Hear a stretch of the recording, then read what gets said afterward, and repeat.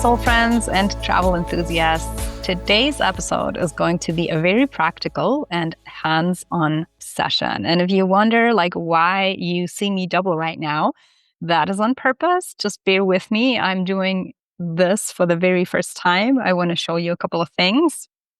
So I'm logged in with my phone as well. And I'm going to show you around. I get a lot of questions as to how to actually prepare for a sacred journey or maybe for a grid work mission. So I wanted to share with you today how I do this, as I am literally about to embark on a pilgrimage to the south of France in the footsteps of Mary Magdalene. And this is the sacred mountain that you would see behind me, Sambon. So if you feel that you are going to be taking away a lot from this episode, then take a pen and paper or your notepad in case you want to take some notes as we go through the different elements. And if you're listening to this, then this is absolutely amazing. Thank you for tuning in. And if you want to have an extra layer of also seeing what I'm going to be showing, then I am inviting you to access the video version on any channel. So you might have a better understanding of what I am pointing the camera at. But before we actually begin, I would want to go a little bit into what is grid work. It's a term that has been come up more and more lately. And I see that there's a lot of people who are associating or kind of reconnecting and remembering the resonance of this term, because there is always an underlying energy, whether you want to relate specifically to that term or not. But what is it? And so grid work can come along in very different ways. But in essence, I would say it is when you energetically, with intention, work. So directing, modeling energy with or off or from the nodal points of the earth. So the grid of the earth. And this can be in terms of healing or, directing energy in beneficial ways. And so to give you some very tangible examples is, for example, we can do work with land or sites that have experienced or where there are a lot of, let's say, from an energetic perspective, like trauma imprints held in the land. So this would be sites that were a battlefield, where there was a war going on. This would be sites where people were executed or where there was a lot of violence happening collectively. So this is can still be felt. So for example, in Germany, you would have these places, these concentration camps, where when you go, you can still viscerally feel the energy and the darkness of the place.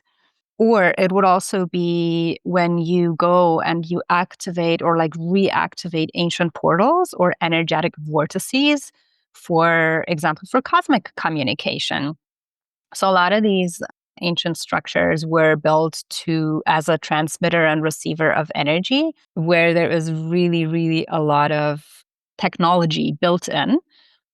It's not that they are all active anymore, but as we as humanity rise in our consciousness, we remember that it's there for us to communicate with other star nations, to remember ourselves. And so you can use this energy to also support your own journey, but of course, ultimately, it serves the greater collective.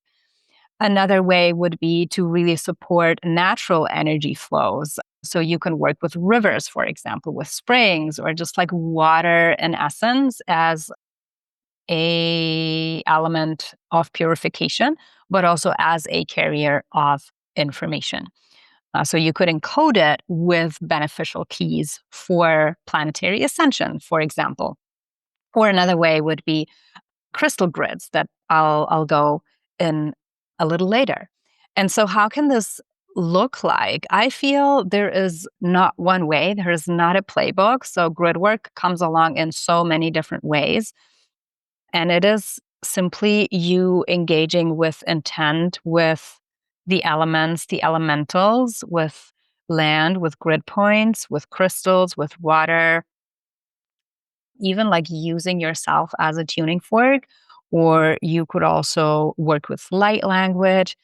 There's no one size fits all, not at all. And if you're listening to this, like chances are high that you are already like very conscious of what you're doing, or maybe you are just stepping into this work, but it's something that intuitively you've like been doing all along. So you are a grid worker.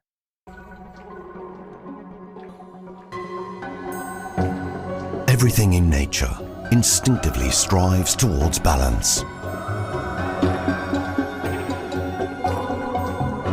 It's not a static state, but a dynamic dance. An ever-flowing harmony between the Earth's energies and our inner essence.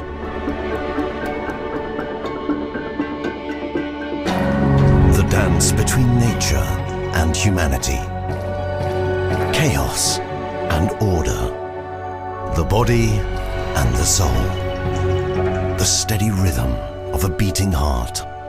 Lavulite's nutritional supplements are crafted with this philosophy, blending the gifts of nature with human innovations to support your inner balance. Because balance was born with you. Lavulite, quintessence of life. And again, like if you relate to the term or not, it doesn't really matter. It's like about the energy that comes through and the intent that you give to this work. I have many women clients, for example, who have been very intuitively like connecting. So I have a very good friend, like when she goes walking her dog in the forest, like she picks up little pebbles or acorns, and then she is given the information to like place them somewhere else or bring it from one forest into another, or maybe like bring it into a different country or into, connect lines and energies that might be there.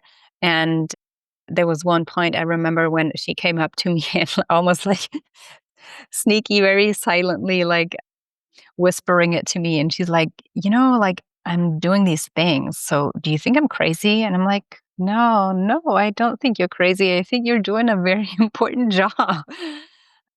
So I just want to encourage you, like, no matter where you are on your journey, just follow these intuitive nudges because you are an inherent part of nature and your body knows what to do. Okay, so that was about a very, let's say, brief view and perspective from me on grid work.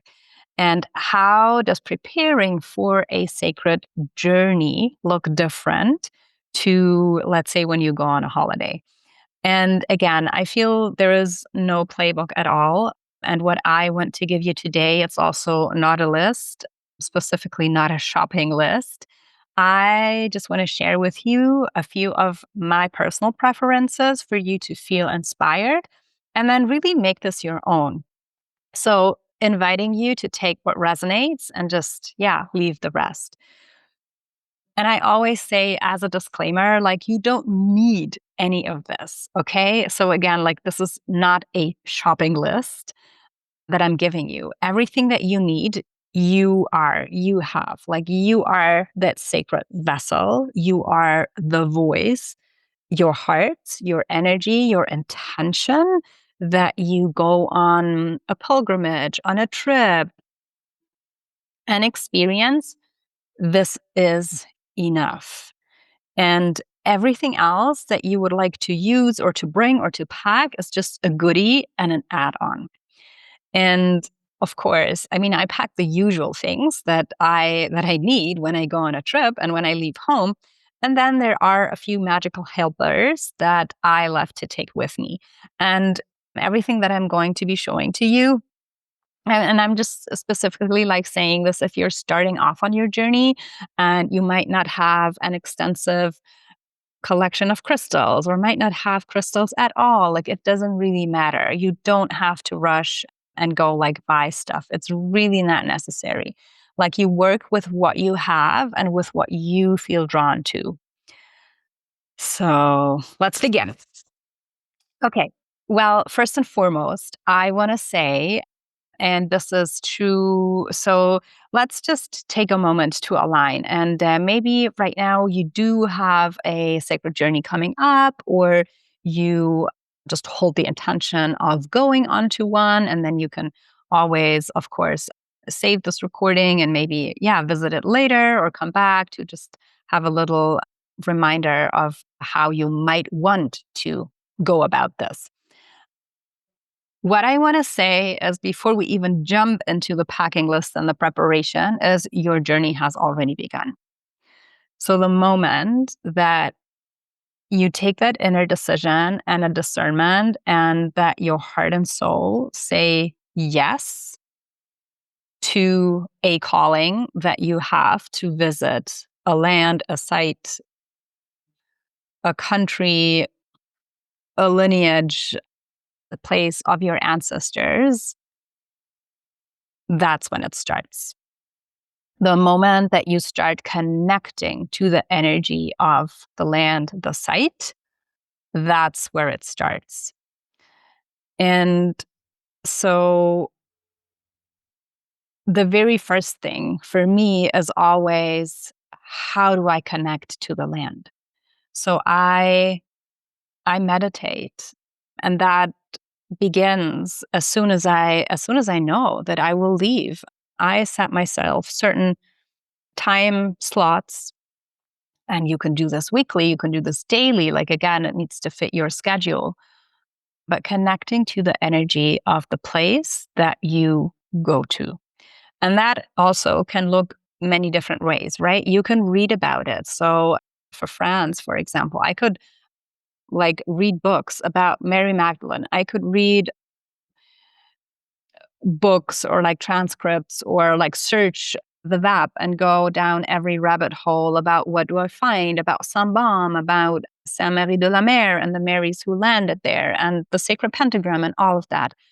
And I can simply sit in meditation and connect to the energy of Mary Magdalene, and connect to the energy of that sacred mountain that, if you're watching, is behind my back. And just feel in your body, like, what are the threads that are coming to you. I also love to work with the guardians of a land. So now, obviously, as I am about to leave on this trip to the south of France, and it is the lands of Mary Magdalene, it would be Mary Magdalene. For my upcoming trip in December, also now I am already preparing, like, every month on the day that I will leave in December, I set time aside to attune to the energies of Egypt. And I work with the Sphinx, for example, as a guardian of the land and as a guardian of the sacred portal. So that is something I would really, really want to invite you, because it's made a big difference for me. And what you want to do is, you maybe want to like also place your intentions and tell that you're coming, like tell the guardians that you're coming so they know, so the energies can welcome you. And it's really all about walking the land with intent. And so as soon as this inner journey, so to say, starts, it's also a very good way to pay attention what has presented itself to you since that moment, and also what is presenting to you while you are on the land. And that can even be like, what is happening at home? What is happening like with your emotional state? What is coming up for you? What are the situations? And unless you're like really disconnecting for the time that you'll travel from social media and from your phone, and you're not taking any messages, then you can really be with yourself. But that's rarely the case, right? So especially when you have family, there is a shared family nervous system. And so just knowing that when with you being away, it will affect them versus what's happening at home will affect you. And it's not that you like completely blank that out, which honestly, for the first trips that I did, especially as a participant, I got so frustrated because there was stuff happening at home. And I felt that, well, I want to be here right now, and I can't be here if I need to solve something home. Whereas that thread that connected me to home was exactly the lesson and the teaching and the wisdom as a sacred mirror that we are upholding, which is kind of like the entire purpose of a sacred travel or a sacred pilgrimage. It's seeing all life as mirrors, and this is exactly what you need to know in this moment, what you need to look at, what you need to be present to in order to receive keys and codes to break through. Okay, so this is the start. Then I want to begin with the offerings. So you never just go somewhere, right? You also bring, like, you when you go visit someone, you bring a gift. And this is the same when you go on a sacred journey. And so let's see if we can do this now in the way that I've planned. So I'm starting my video for you. Okay, amazing. So for the offerings, what I like, I'm going to show this to you. It's like these little velvety pouches, these little pouches where I can collect, but I can also bring stuff, right? And so here I've put some rose petals from my garden. I also put lavender. Like, funny enough, I'm going to Provence, but I'm bringing lavender from my garden. So as an offering, you might consider anything that is natural. So don't leave any trash. This is not about a banana peel is not necessarily an offering. So just like be mindful, and also being mindful about not bringing anything that might not be inherent to the land, because we don't want to place anything that doesn't belong there. So an example would be like dried rose petals or resins, or also incense or flowers or fruit. And if you are going somewhere where, let's say, there is still a lived indigenous culture or tradition, then look what they do. I mean, I have like these pictures of Bali in mind where, they always have these little offering bowls, and they're so beautifully made, all of this natural of the leaves, and they put the flowers and sometimes even cookies or something like that. And if you don't have any offerings, you are the offering. So just remember that you are the offering.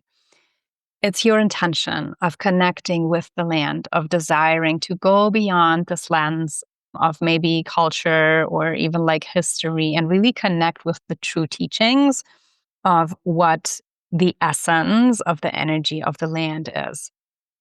And all of you is an offering. So your moon blood, your tears, your saliva. So anything containing your DNA as an exchange of energy, an exchange of life force. And if you've been like hearing me talk for a while, you know that I'm very passionate about the starfire, which is your blood, but it's the life-giving essence in your blood. And if you exchange that with the land, there's quite a potent alchemy that happens.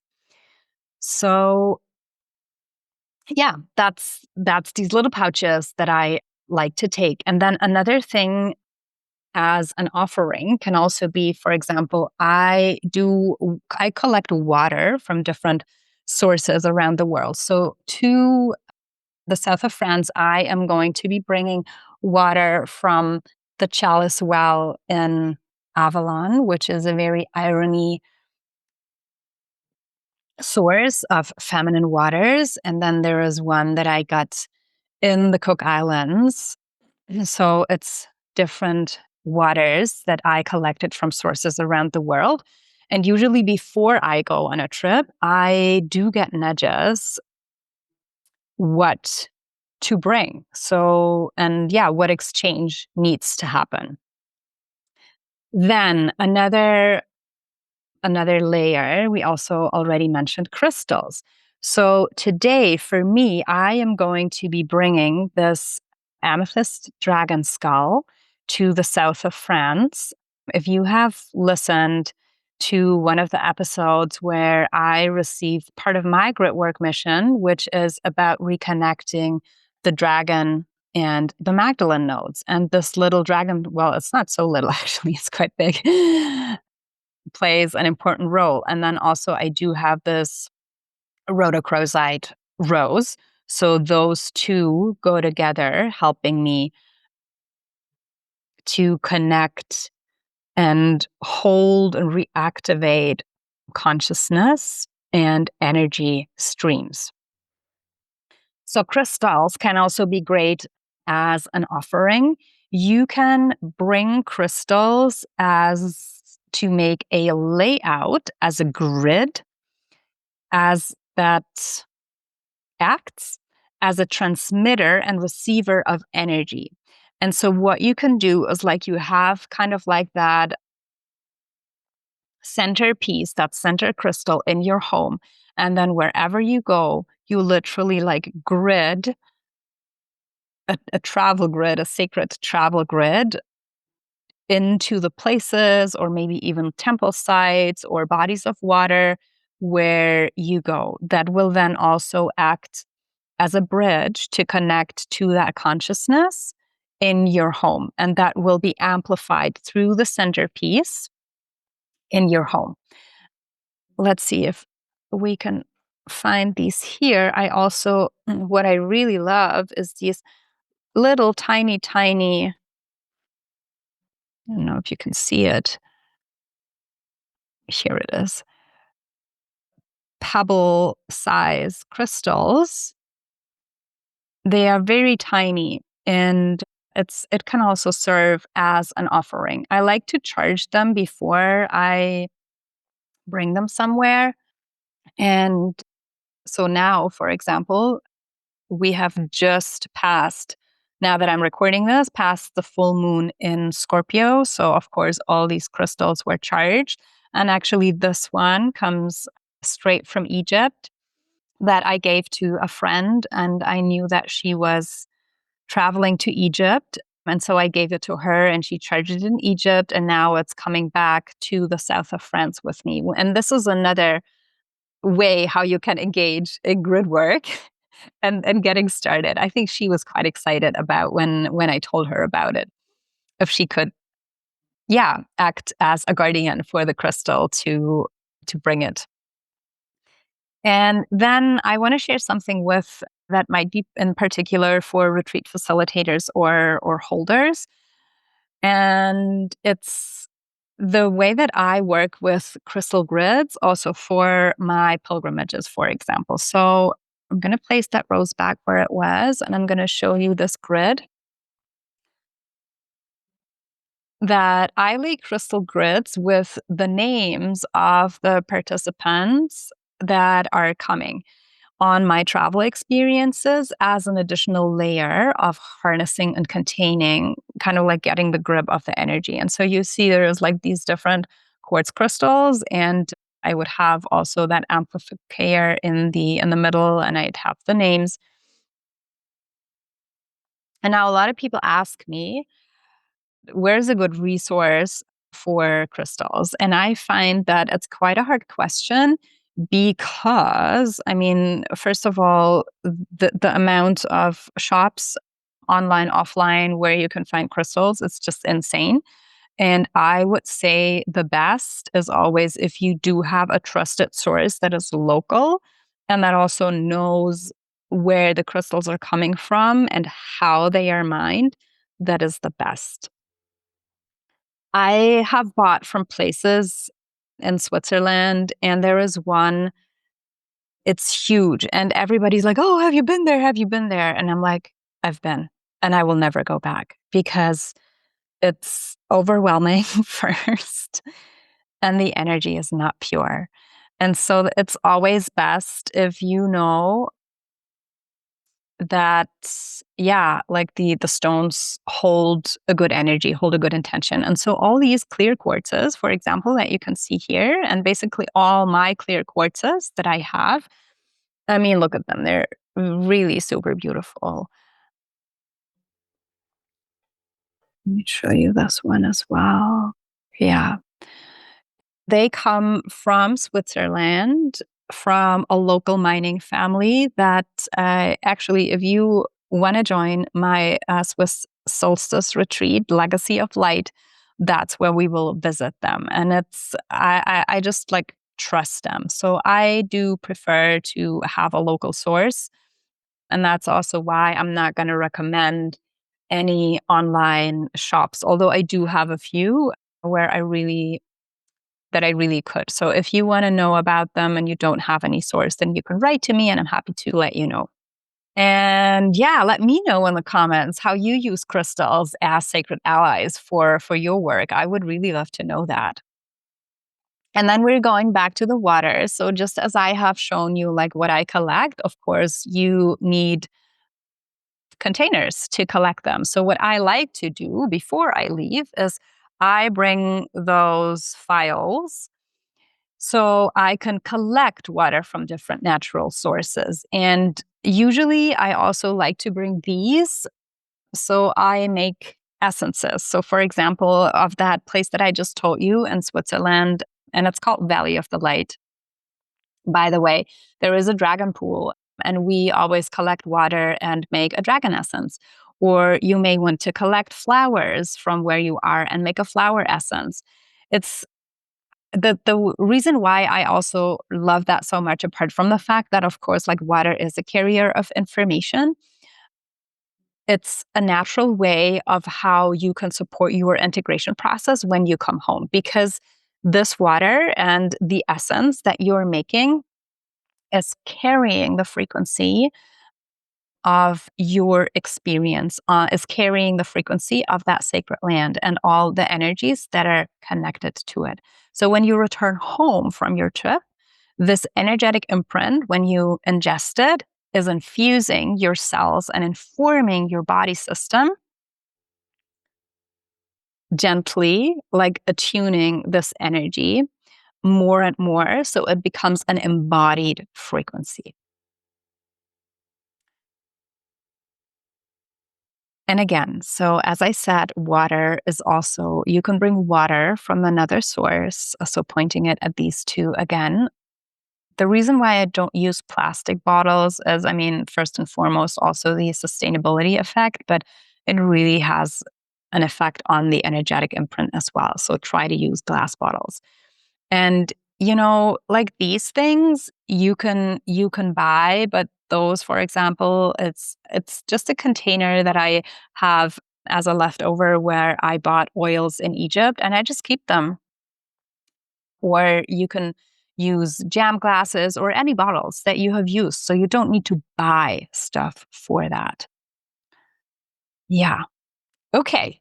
So then next, I want to speak into supplements and levites as also a way to elevate and support your overall experience, not only while you are on the land, but also at home. Supplements, there's one thing that I don't even remember, but it was one mentor that told me to take magnesium when doing a lot of energy work. And at first, I did not really get it, but then I started taking magnesium, and it really helped me on a physical level, also to relax my muscles and to get a better sleep. So I'm not saying that you should take it, but I'm just like giving you an option. If this is something that you haven't heard about and you want to try it, I would definitely recommend it. And then something that I have discovered a year back, Levi lights. It is high frequency conscious personal care products. And what I love about them with traveling is they have these travel sizes. It's like super neat and very, very practical, especially if you only have a carry-on the flight. And there is like this one would be kind of like an SOS spray. This one is a pineal gland spray. And they have all sorts of personal care products. Sometimes they come in sprays, but there's also creams, like from body lotion to literally like oral care. You will find a different and very multifaceted range of products. And so the pineal gland spray, for example, has supported myself, but also many others that I know of that have been using it to access a greater sensatory experience and a connection to your own intuition, but as well as the divine. And so when you go on these trips, for example, it's just a really, really great helper to support your own energy levels in terms like this. And honestly, like this is my number one when it comes to supporting me on a daily basis, not just during travels, but when it comes to overall health, well-being, and also a balanced energy level, a sleep hygiene. Because what they are is it's all natural, and they are infused with over 3,000 energetic imprints of herbs, of crystals, colloidal gold, colloidal silver. So natural substances that are part of our body, our makeup, and they are infused with frequencies. So it's very much what I find to be the medicine of the future.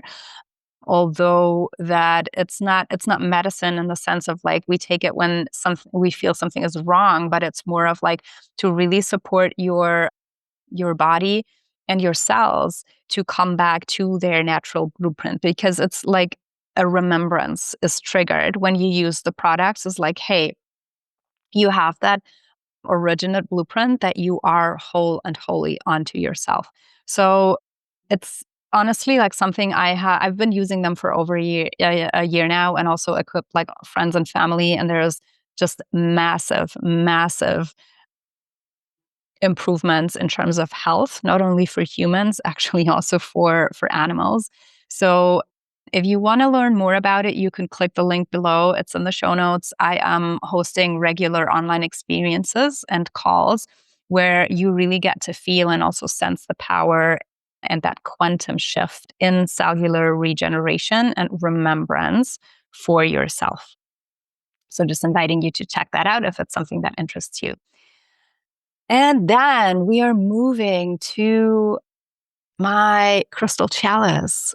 I'm just going to give you a little taster of that. It's a dolphin frequency. It's huge. So it's definitely another piece of carry on for me. But it's just the frequency that, yeah, it's emitting is so angelic and divine. And especially when I travel to places like this, I just feel called to bring her.